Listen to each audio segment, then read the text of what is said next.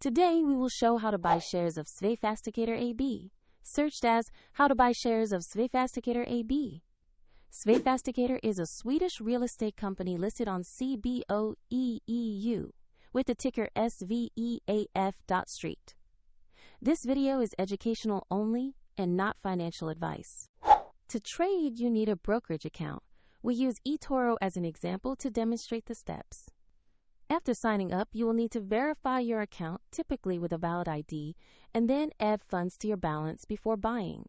Use the platform search bar and type the ticker SVEAF.ST to find the correct listing. Confirm the result matches Sveafastigheter AB before proceeding to the asset page. On the asset page, you can review basic company details and the price chart to confirm this is the right stock. Check the market and company information to ensure it matches what you expect. To place an order, choose the invest or buy option, enter the amount you want to invest, then review and confirm the order.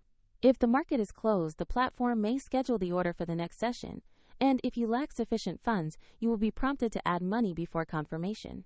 Once the order fills, your position will appear in your portfolio, where you can monitor it. For convenience, the example eToro link is in the description if you want to explore the platform.